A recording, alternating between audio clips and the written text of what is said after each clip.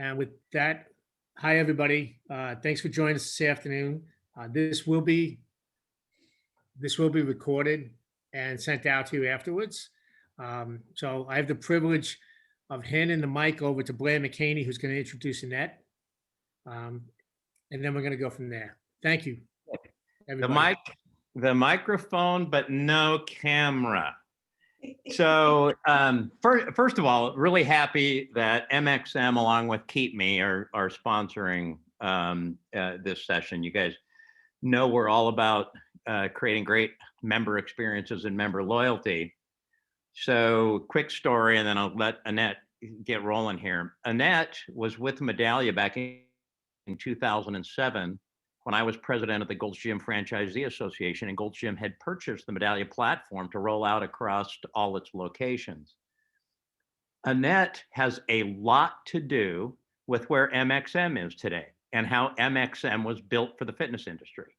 It was myself and Annette that ended up as the committee of two to create an operational platform that was able to be deployed amongst Gold's Gym franchisees and Gold's Gym corporate. And it was wildly successful.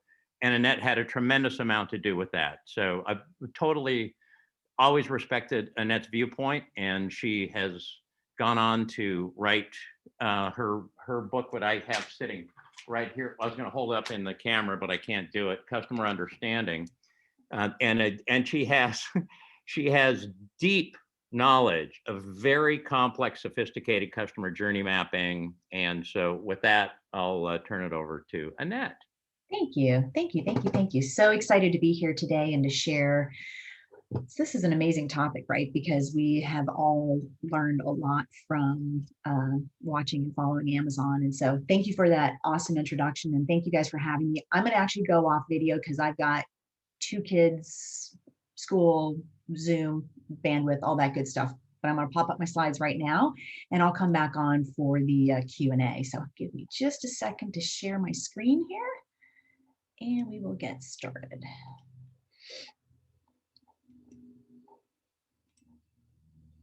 All right, just confirming, you guys can see this? See my slides? Eddie, Blair? Yep. All right. Good. Yes, Yep. yes, all good. Cool. Thank you.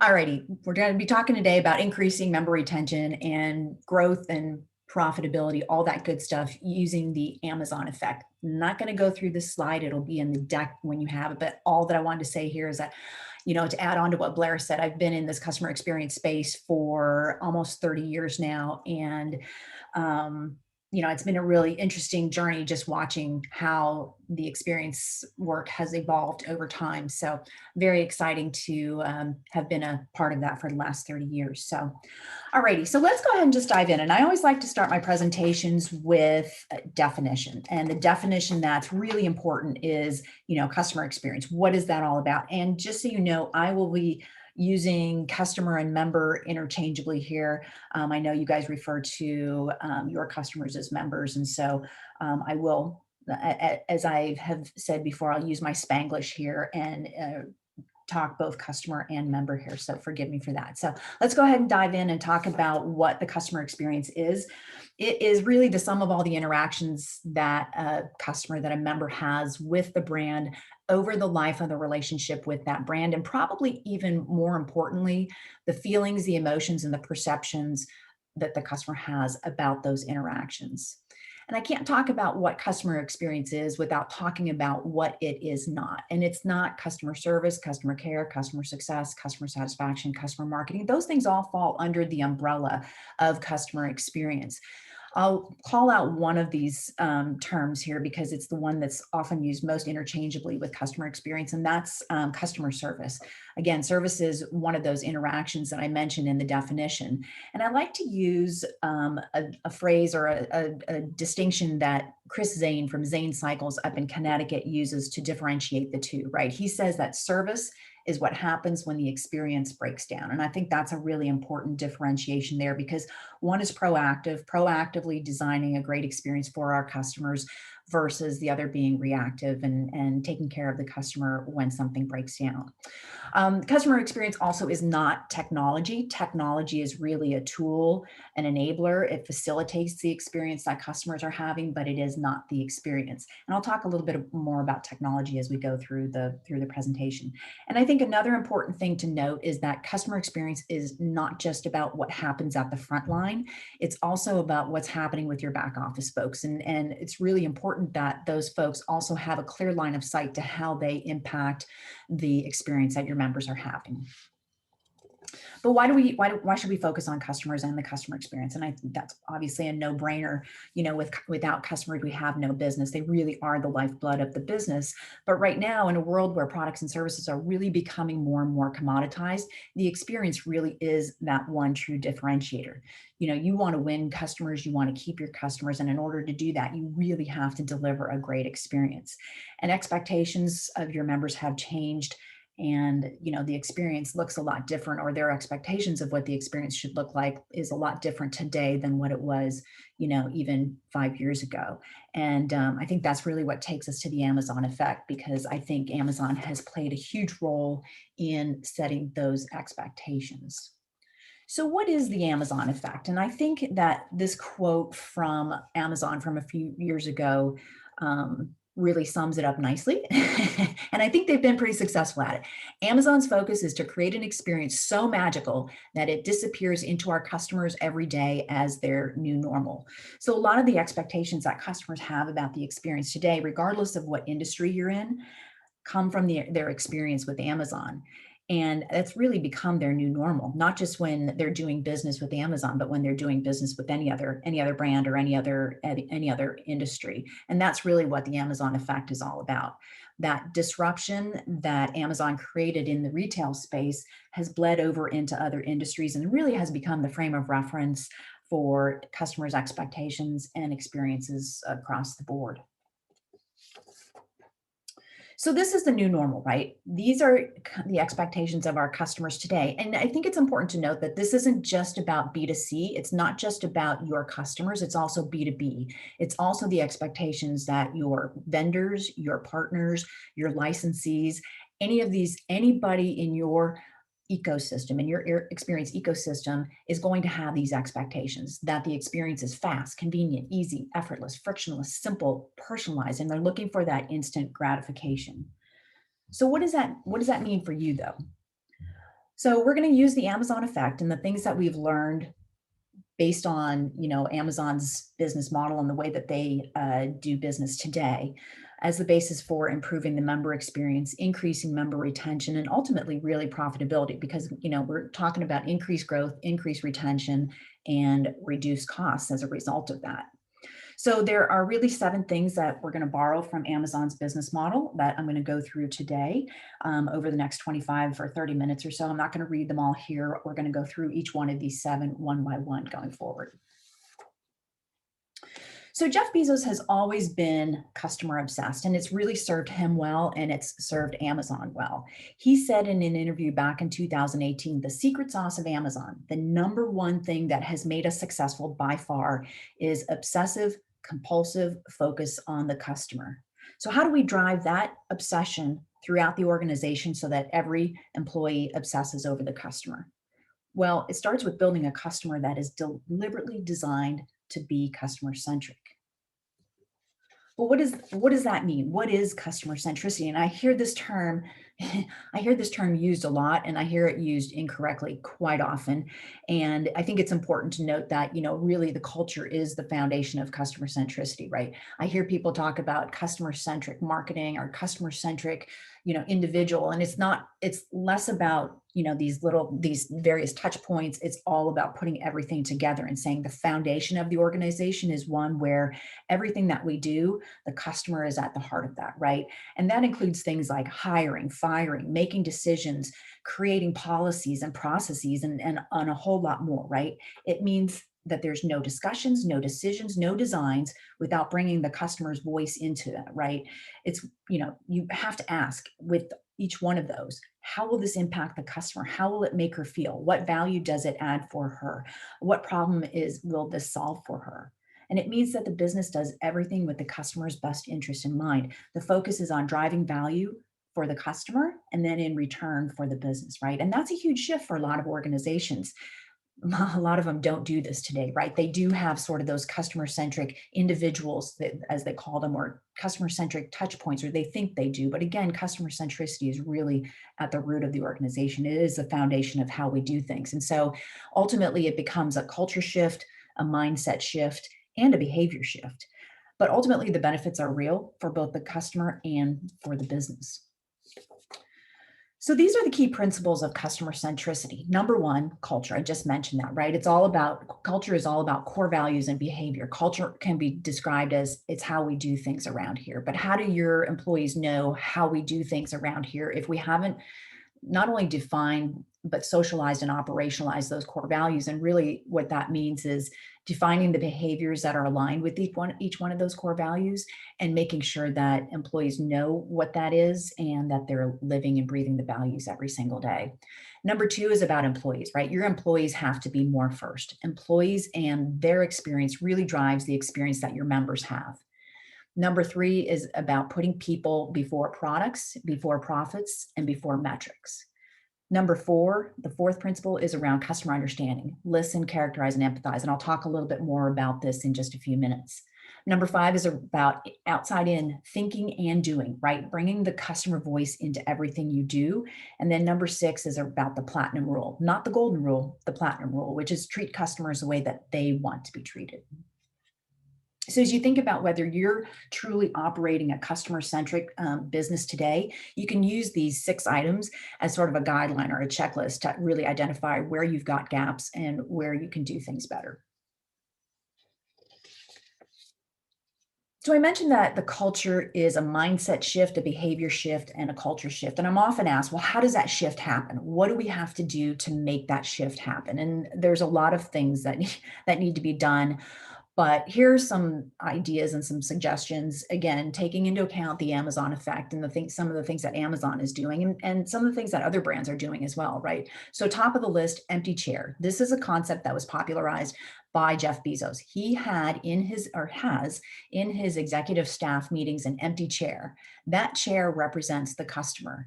No decision is made, nothing happens without, the customer being represented. And that's what that chair means. And actually the funny thing is that Howard Schultz at Starbucks has had 2 chairs in his executive meetings, one for the customer and one for the employee. So I love that. I think that's a great idea. The second thing, and I'm not going to go through each one of these, because it'll take a lot of time to go through each one in detail, but I want to call out a few of these. So the second one is around sharing data and insights. And I know a lot of you, especially if you're using the Blair's platform, is that you've got a ton of feedback and a ton of data about your members. But you can't just let that sit in the platform, right? You've got to share that with everyone throughout the organization. So it's really important that gets shared. The third one that I want to call out here was customers before metrics. This is all about in your executive meetings, in your staff meetings, in whatever meetings you're having, that you talk. The first thing that you talk about is the customer stories, customer successes, customer failure. Bring the customer front and center and to the top of the agenda, right? Everybody knows the numbers, and there's no shortage of emails and conversations about where we are in terms of sales, in terms of attrition, in terms of all these different metrics. But very rarely do folks bring a customer story into their meetings. And so put them at the top of the agenda and bring their stories to the top of everybody's mind by doing that. The next thing that I want to mention is around personas and customer pictures and customer cutouts, bringing the customer actually into the physical building, right? Not obviously they're there in the gym working out, but in your office space. And if you're, sort of in the corporate environment throughout the office, having those personas and customer pictures and customer stories front and center, right? Airbnb is a great example of a company that does this really well. If you've never been to their headquarters up in San Francisco, they have photos of their hosts who are, they have multiple customers, and hosts are one of their customers. And they have photos of hosts and with a little placard next to the pictures talking about the host story, why they became a host, what it means to them, and all those kinds of things. Really brings, again, it brings the customer front and center. The other thing that they do is they've got every room, every conference room, every meeting room, every, the kitchen, everything is really fashioned after host sites from around the globe. And it's pretty impressive to see. I mean, the customer is really like in your face there, and it's pretty cool. Sharing customer feedback through, if you've got monitors in your offices, if you've done videos or interviews about your members, bringing those front and center as well. So I'll talk about some of these other things as well, but these are just some ideas to really help you to influence your decision making, spark the culture, and really fuel the behavior that you're looking for from your employees. All right, the second thing that we can do to win based on the Amazon effect is to really take the time to understand your members, right? A great member experience doesn't just happen by accident. It's planned, it's designed to be that way, and you can't make any improvements, you can't transform anything without having that understanding, without having that data and the insights to really know your customers and know them well. So this is probably one of the most important things that you can do, and I'll explain what and how you can do that in just a second. But I always like to start talking about customer understanding by sharing this picture to really understand, to really explain why understanding is such an important concept as part of designing the experience, right? I love this because if you think about this and you look at point A, point B, and point C, if you were a pedestrian standing at point A and you wanted to get to point B, the sidewalk really wasn't designed for you. Really what you need to do is go to point C, figure out where point C and point B sidewalk connect, and then you would go to the left and head over to point B. Well, what ends up happening is pedestrians stand there and go, oh, no way, I need to get over there, and I just need to get the quickest and easiest way to get there. And so they've created their own path to get from point A to point B. And this is really a great analogy for what happens if you don't understand your customers and you don't understand their needs and their expectations and the problems they're trying to solve. They're going to create their own path.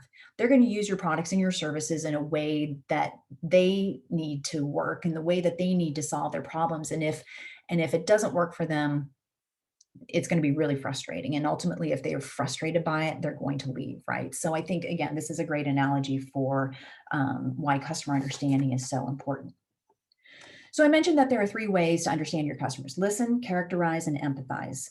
The first way is listen. And I know a lot of you already do this, right? And listen really includes ask, listen, and capture. Ask is about the feedback that you get through surveys and interviews, customer advisory boards, those kinds of things, where you're actually taking the time to ask your members for feedback.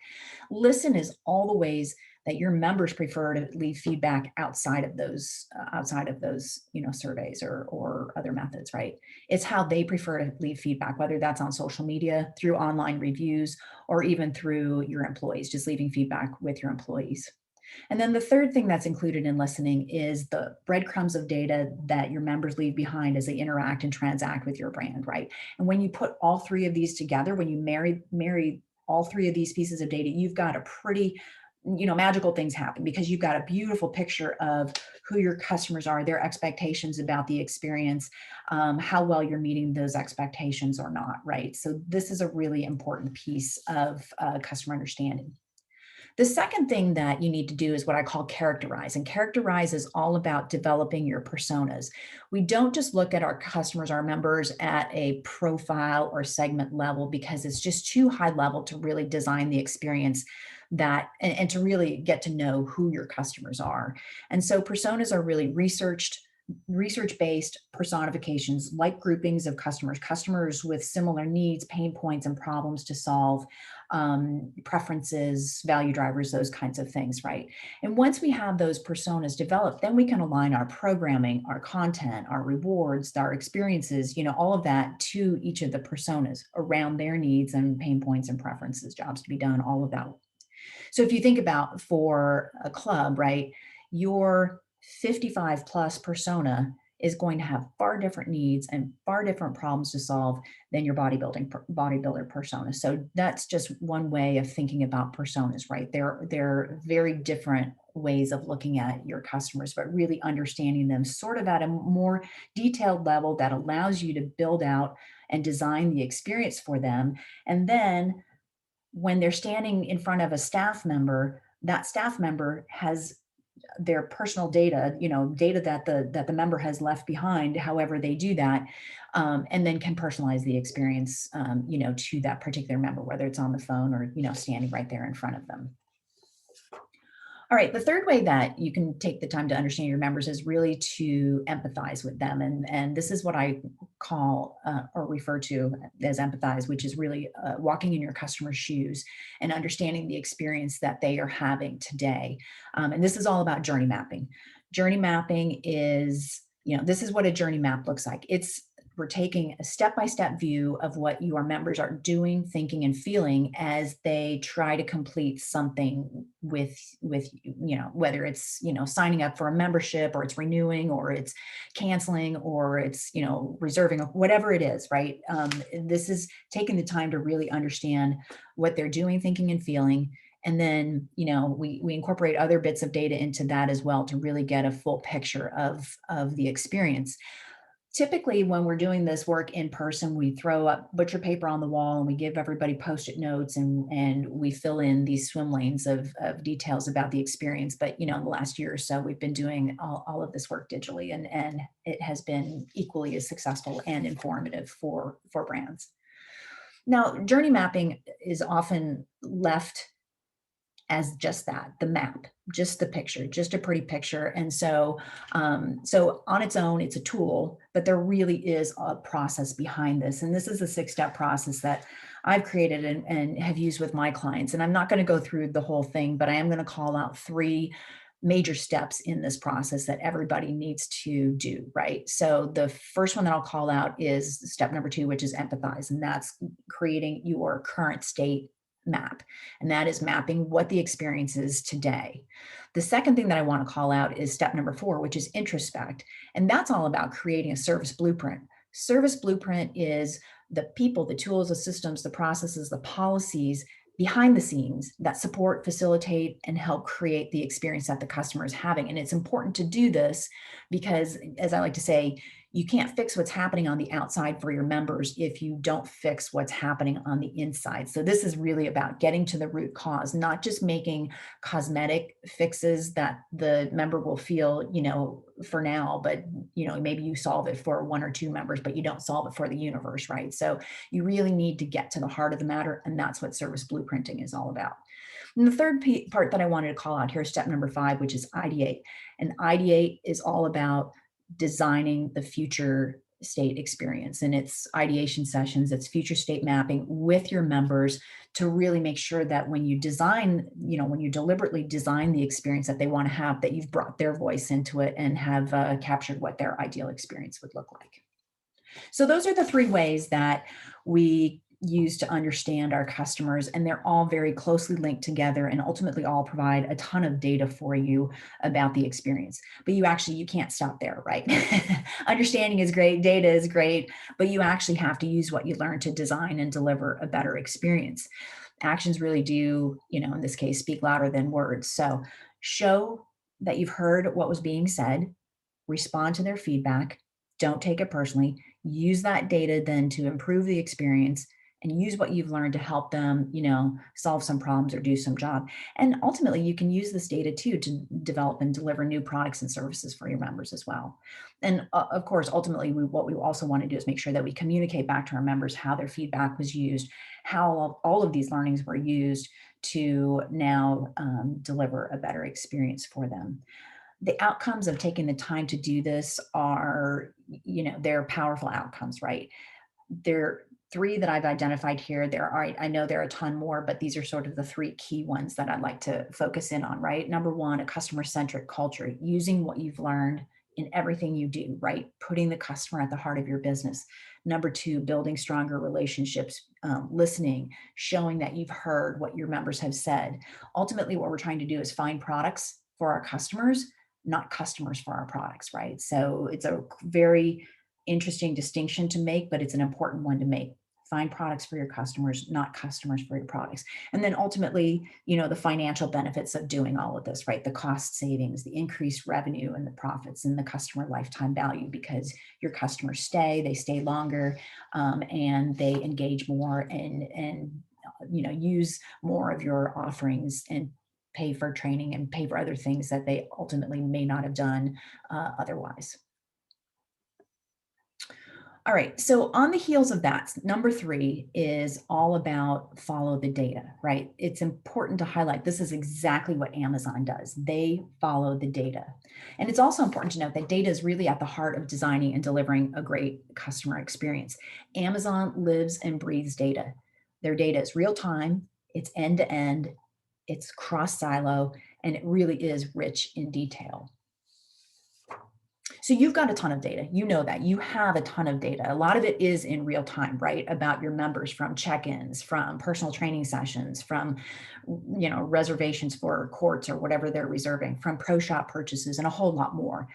Use that data and the feedback that your members provide in their surveys. Again, I mentioned earlier, you've got to combine these two to not only personalize the experience, but then also you've got to have the tools to for some predictive and prescriptive analytical capabilities that allow you to identify, what the next best actions are for each individual member, and ultimately allow you to really build game-changing innovations, new ways to, meet customer needs, whether it's through communication, through services, through partnerships, whatever it is. But that data is really at the heart of designing and delivering a great experience. So use it to drive results for the members and ultimately to drive results for the business as well. There are a ton of data sources that you guys have, right? Some of these you may have access to already. Some of them you may not have access to or may not even have thought of yet, right? So data like attendance and usage and spending and blood pressure and heart rate and feedback on, your staff and your instructors and equipment usage and breakdowns, and all of those kinds of data can be combined to really create a better experience that yields results for both members and for the business. All right, so let's talk a little bit about technology. So if you want to make use of that data, you've got to have the right technology in place. And I'm not going to get into like any specific technologies or anything like that, but just know that, again, it's an important, I mentioned a couple slides back about the predictive and prescriptive capabilities. You've got to have that if you really want to understand the experience and to personalize the experience for your members ultimately. So here's the interesting thing about technology, though, too, is technology can be used to analyze data, but there are other technologies that ultimately create even more data for you to use, right? So, and I think it's important to remember that technology supports and facilitates the experience for the customer, that it is not the experience itself, right? You can use it to differentiate your brand, to simplify the experience, to communicate more, more efficiently and more effectively, and to make the experience more convenient for your customers. But when we talk about and we rely too much on the technology, we tend to forget about the people. So I always like to say, don't throw technology at a people problem. The experience really is all about people, and technology is that enabler, right? So for club owners, the ideal technology really enhances the human element of the business.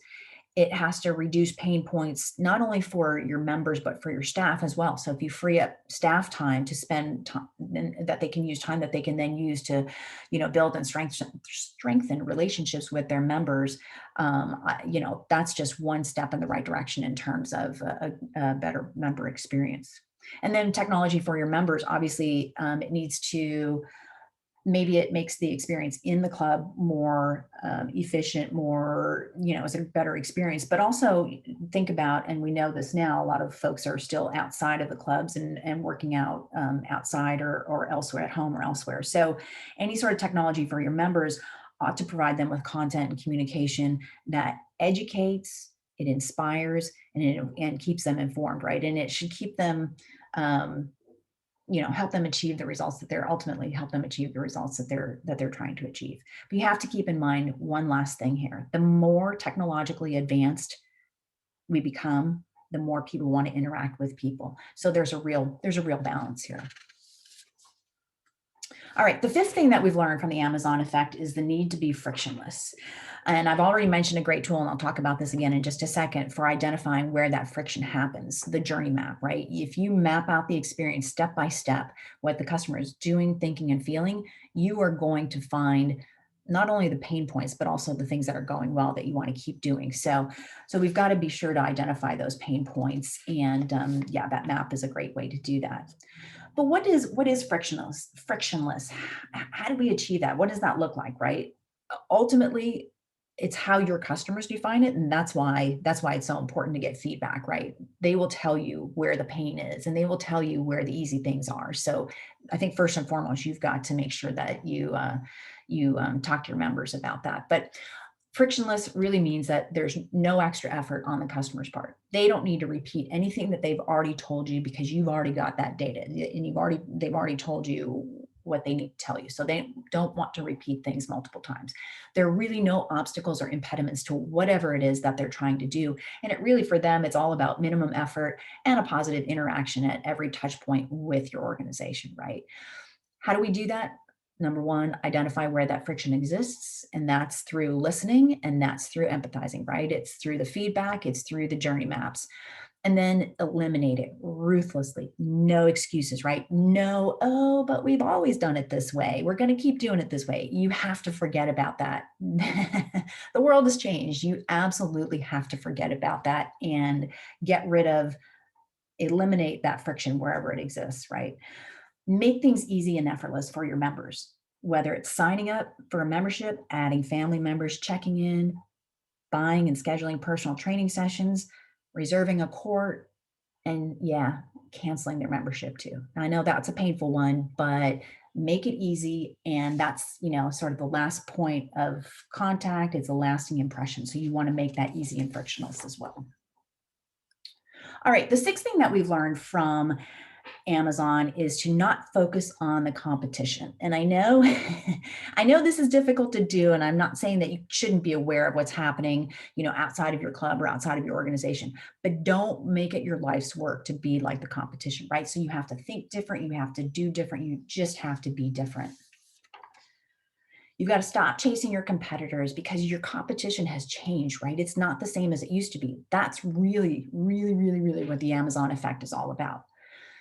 Daniel Burrus, who is a futurist, said, focus on competition has always been a formula for mediocrity. Nobody wins when you imitate, right? When there are clear, differentiated choices of products, services, and experiences for your members in the marketplace, the decision really, it's theirs, and it makes things a lot easier for them, right? So bring your own unique value to the table. When the customer experience with another brand stinks, they're going to leave and they're going to look at your brand and see if that's one that will be an easy and frictionless and effortless experience for them as well. So let them decide. Ultimately, imitation really is the death of innovation. When you imitate, there's really no need to innovate, right? We're all doing the same thing, and that's pretty boring. So instead, really take your inspiration from other industries. And again, that's what the Amazon effect is all about. What are they doing? What are other industries doing that can help you? What are other industries doing that you can adapt to the fitness industry and to your business, right? I think that's the real key here, and that's the important thing to focus on here. So get motivated by what your competitors are doing, but don't dwell on it, right? The competition drives innovation. Innovation drives success, and it really allows your members to take a look at a variety of different products and services that meet their needs, right? And so when that happens, they win. They pick the one that suits them best. So again, this is why it's so important too to listen and understand, listen to and understand your customers, because that's who you want to make sure you keep. All right.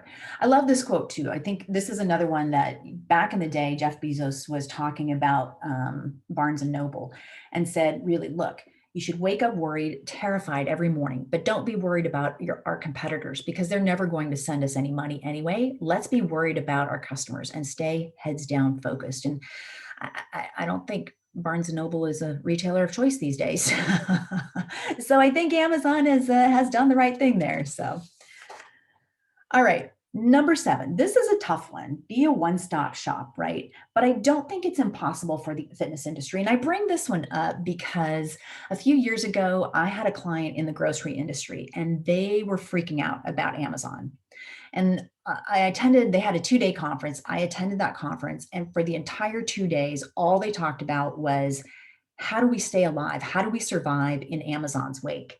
One of the concepts that they talked about was this notion of being a one-stop shop, right? So make the grocery store a destination. And the interesting thing about it, and this is why it popped into my head as I was putting this presentation together too, was the conversation back then was about, some of these smaller box clubs. How do we bring these into like a strip mall to, create this destination, ultimately is what they were doing. So let's think about how this might play out for your clubs.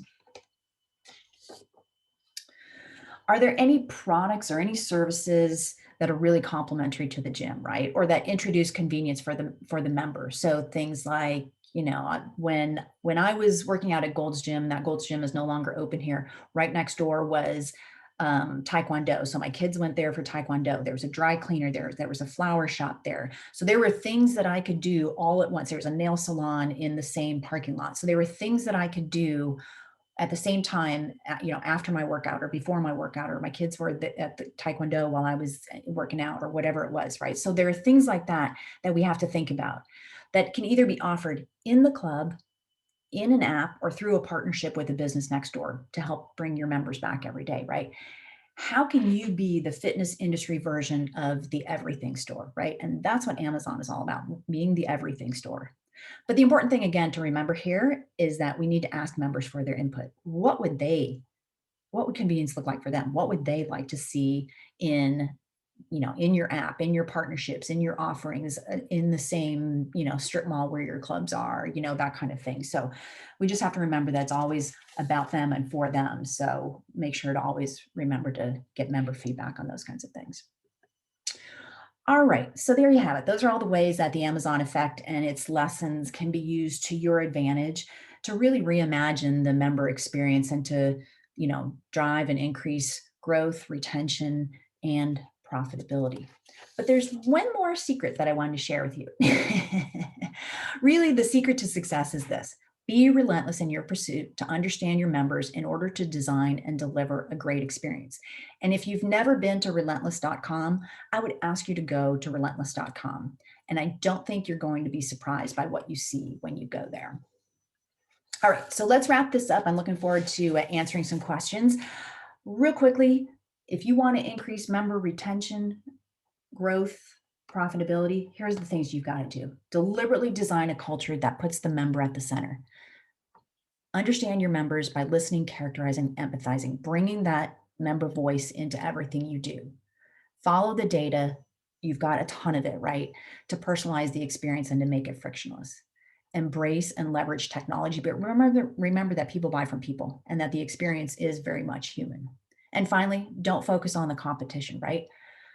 Focus on your members and their needs, including potentially a one-stop shop, right? Remember that your competitors have changed. So no focusing on necessarily the club next door, but taking a look at other industries and seeing what they're doing that you may be able to adapt to your business.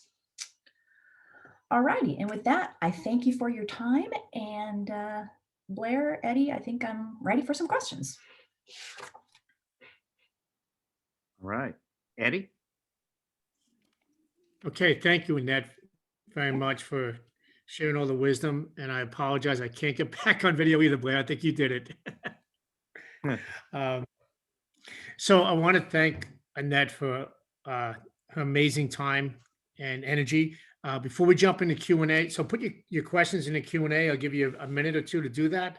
While we're doing that, I'd like to shift it over and say thank you formally to Blair McHaney of MXM and Will Erb of Keep Me for helping to sponsor this session. So Blair, I'd first want to turn it over to you for a few seconds so you can share who MXM is to everybody in the audience in case they're not familiar, and then we'll turn over to Will as well. Okay, great. So MXM stands for Member Experience Metrics. We are built on the Medallia platform specifically for the fitness industry. One way to think about it is a lot of what Annette was describing to you is how you, I love that she used the word design a lot. By the way, you are a designer anytime you're trying to take one thing and turn it into something better. That could be your hiring process, that could be your interview process, that could be your selling process, your cancellation process, but it is very deliberate. to go through design. Think of MXM as sort of your QA on everything that's happening in your operating system, because QA is done through the customer's eyes. And so that's what MXM does. And so I'm gonna, Eddie, if it's okay, I'll start with the first question. I don't think Okay. he's gonna, I don't think he's gonna stop you. He can't think of he was going through Eddie's head. I can't think of a practical way to stop him. Okay, I love you, Blair. Otherwise, I wouldn't have you as part of Rex the way you are. You're involved in every single thing we do, so it's all good. Blair, before we go Yep, to Q&A, I want to give Will from Keep Me Okay. a few minutes, and then I want to jump into Q&A also. So, Will? Awesome. Thanks, Eddie. No, appreciate it. And Annette, thank you so much. It was a fantastic presentation and really interesting. And the part for us, with Keep Me, what we do is we sort of live on either side of that analysis component you're talking so much about, Annette, where you're, kind of diving into what do I do with the data and then how do I execute after? All right, we'll get the data, review it, understand it, create a strategy, and then execute it, right? And for us, when we utilize artificial intelligence to sort of understand what's happening at that data level to give people that are operating inside those fitness centers a better opportunity to understand what's actually happening in the club and then automate the execution on the other end. I felt like it was a really interesting conversation around that. I can't wait to hear the questions too, because we did one of these. It was kind of interesting to hear those too. But the idea that you can continually iterate so long as you can control and understand those components is something that I really found pretty compelling and, really exciting that, obviously that Eddie and Rex offers this kind of stuff to everybody is really kind of an amazing opportunity for everybody. So just thank you very much and appreciate it. And thank you very much, Eddie, too. Thanks, Will. Okay, so let's open it up to some Q&A. And just to remind everybody that we're doing these speaker series once a month. And the next one that we have online will be Michelle Seeger. And Michelle Seeger is the University of Michigan professor that wrote No Sweat. It's about intrinsic motivation to give you a lifetime of fitness. And she's going to be 2:00 East Coast time on Tuesday, May 4th. So let's jump into Q&A. Annette, can you see the question from Elizabeth on the I can. Q&A? Yes. Okay. So Yeah. I'll let you- All right. Do I need to put my glasses on here? Maybe. So No, you want- Annette, if you want, I can add just a little bit of color to this. This is a very nice club. Elizabeth Ash has a beautiful, large, gorgeous club, and I think she's speaking for a lot of us in the fitness industry. About 50% back, and you have people serving these dual roles. Yeah. So in this case, as people back office that are coming out front, love this question.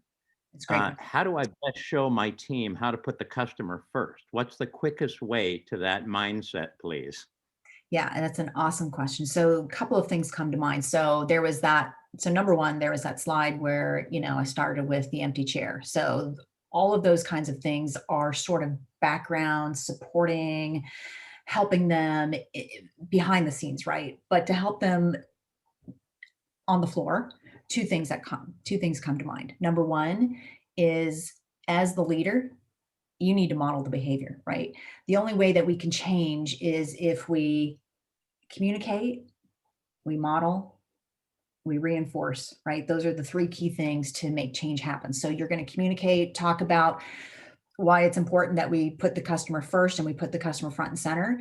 You're going to model that behavior, what your expectations are of your staff, and then you're going to reinforce it. When you see great things happening, you're going to reward, recognize however you need to do that. So that, because what ends up happening is that keeps that person going, and that's a great example for others to see, oh, that's what we should be doing, right? So there's that. The other thing is I think that's number one, the most important thing you can do. The other thing that you can do is you can do role playing, and the role playing is really going to help them understand, different situations, because I see it in my gym all the time, right? There's different situations, different things come up, good, bad, indifferent, whatever it is, and especially right now, one of the big things that we're seeing is, make sure you got your mask on, right? And if they don't have, we have our mask police is what everybody calls them in our club too, but they're just doing their job, right? And so there's been some heated exchanges there. And so what you need to do is just role play some of those conversations and some of the things that may or may not happen, just to prepare them for, making sure that they put the member front and center at all times. Blair, anything Excellent. you want to add to that? Well, that's exactly, I think the key thing is just, if you start with just voice of customer and just make sure that people know that they'll know that you care about customer experience when they know that that's something that you measure and that you're pulling in customer feedback all the time and that you do something with it. As soon as they see that you do that, people become much more engaged. I'm completely fascinated by what my boss is interested in, right? So if you are modeling that behavior, then I think it brings it to the forefront. The second question here is from Sarah Martinez. I'm interested in the connection between employee experience and member experience. How do you navigate improving employee experience while also raising the expectations for those same employees and the standard of care they should have for the members? Seems like a challenging balance. Well, this is a whole other webinar. So maybe, Eddie, I can come back and do this, but but I will answer this. So there is a very clear connection between the employee experience and the member experience and the customer experience, right? I love this example of whenever I start working with a new client, I always interview the executive team, a sampling of employees, and a sampling of customers, because I want to get the baseline, what's happening here, just kind of get a picture of what's happening. This one particular client, the employees were, this is what they said to me. So when I look at employee experience, there's a couple of different things here, right? There's what I call the soft stuff and the hard stuff. The soft stuff is all the things that we think about when we think about employee experience. It's, feedback and coaching and feeling empowered and knowing how the work that I do, how it contributes and how it impacts. It's appreciation, it's recognition, it's communication, it's transparency, it's coaching, it's performance reviews, it's career planning, all of those kinds of things. That's what I call the soft stuff. The hard stuff is, do they have the tools, the systems, the resources, the training, the policies aren't outdated, the processes aren't broken or outdated, whatever. In this particular set of interviews, the employees said to me on more than one occasion, we don't have the tools or the resources, or the policies are outdated, the processes are broken, to serve our customers the way that they deserve to be served, and to serve our customers the way that they want to be served. So employees recognize that. Employees see that too. So, and I always say, no employee comes to work every day saying, hey, I'm going to do a crappy job because I'm whatever. So, everybody comes to work wanting to for the most part, wanting to put their best foot forward and doing a good job. And when they do a good job, and when they're happy, and when they're satisfied, and when they feel productive, that translates into how they interact, especially at the front line, how they interact with customers as well. There's, like I said, there's a pretty clear connection. There's this thing called the spillover effect, right? And that is all about how you feel as an employee, how that impacts, the customer in front of you. I hope that answered the question. Did that answer the question? I think it did. I think you hit on something that's just spot on about employee experience, and that is engaging them in the process of improving the member experience. Asking them. I think that's a big part of doing these two things simultaneously. Beth Benjamin from Medallion, Fred Reicheld, who's the inventor in Net Promoter System, did some research together where they said, just simply by bringing the voice of customer and making it central to everything, just as you were pointing out, making it customer centric and really getting a definition of what customer centric is, and bringing that customer greatly improved the employee experience, because then employees saw that there was a purpose to their role.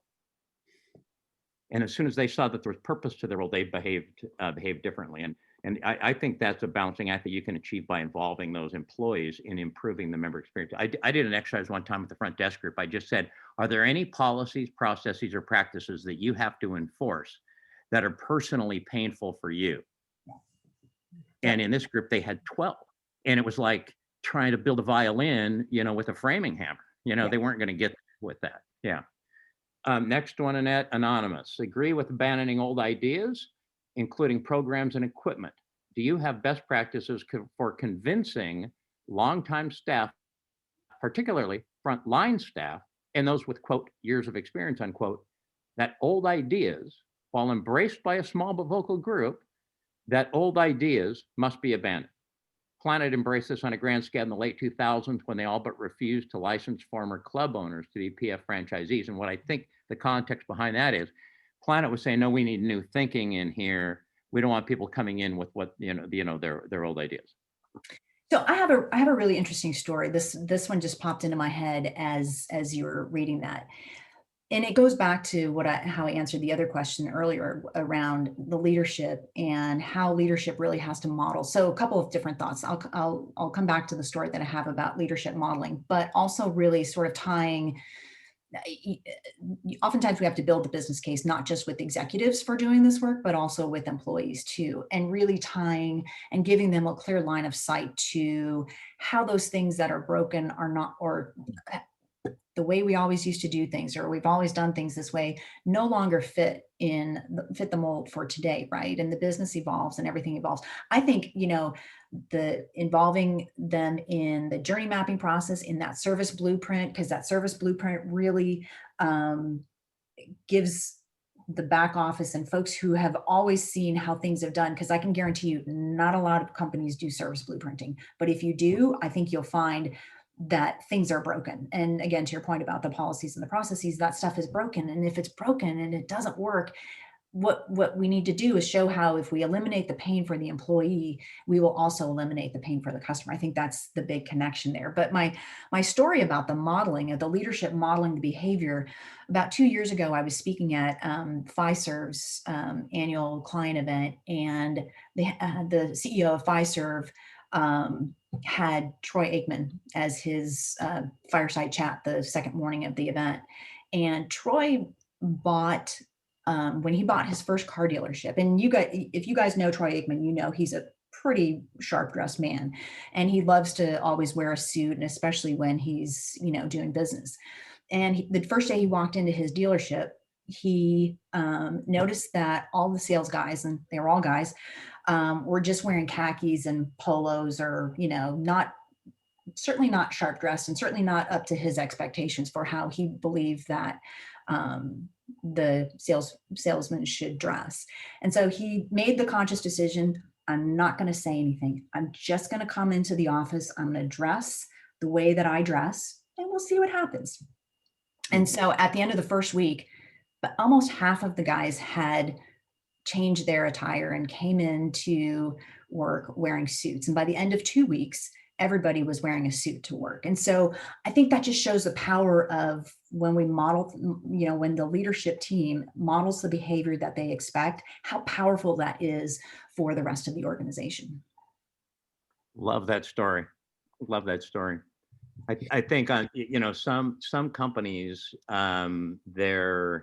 the thing that keeps them from changing is their level of profitability, right? Like sometimes you start, and oftentimes companies give themselves credit where they shouldn't for being profitable many times, right? You kind of have a bias, and you equate the bottom line with exactly those things that you've been doing without necessarily recognizing some of the old thinking that might be holding you back. So sometimes the burning platform for change is not a lack of profitability, but the burning platform for change might just be the customer experience, right? Is that people are saying, well, they don't like a process or a policy or a program, and sometimes that can bring about change as well. Hey, Yeah, Eddie? And some of Yeah, these go things ahead. have to cost money, right? Some of these things Yeah. really don't have to cost anything. You need to change a policy. And I always think back to, somebody in a call center who has a script that they're following, right? Drop the script, change the script, whatever. That doesn't have to cost anybody money, but what it does is it makes a huge difference ultimately for the employee, it makes their job easier, and for the customer on the other end of the line, right? So some of this stuff doesn't have to cost a cent. That's right. I love that. I've said frequently, you can't script excellence. Yes. You have to allow for flexibility. Unless you can script mediocrity, man. You Yes. can script that. You can give everybody a script, If this happens with the member, then here's the 3 things that you do.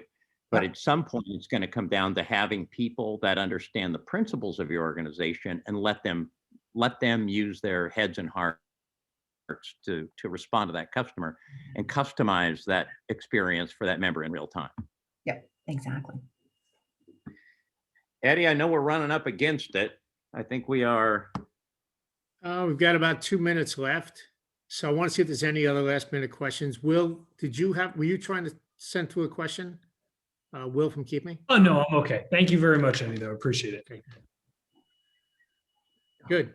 Any other questions we can help everybody with? So Annette, I want to personally thank you. I think this was amazing. Thank you. And, I know from firsthand experience, and this is not just because Blair's on here, but the Rex members that use MXM and don't just look at it as another piece of technology that I got to pay for every month, but actually use it as a tool, have better profits, have happier staff and happier members. So I think it's something we have to pay attention to going forward. It's not just a matter of, what's the latest, greatest marketing or new gimmick I can put in the club.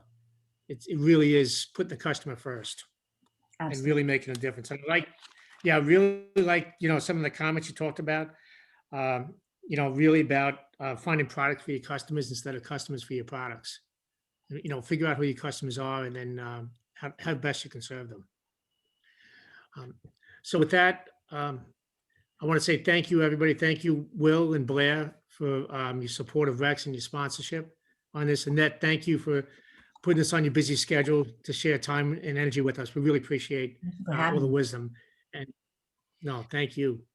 And thanks to all the Rex members that are on. And I see a few that are potential Rex members or future Rex members that hopefully sometime in the future you'll join the bigger family of everybody. So with that, I want to say goodbye to everybody and have a great week. And I'll see all the Rex members. You're going to need to give us 3 takeaways next week on your calls. All right. So make sure Thanks, you Matt. took good notes. Awesome. Thank you, everybody. Thanks, everybody. Blair. Thanks, Will. Thank you. Bye-bye. Thanks, Annette. Okay, Annette, can you stop the recording? Will.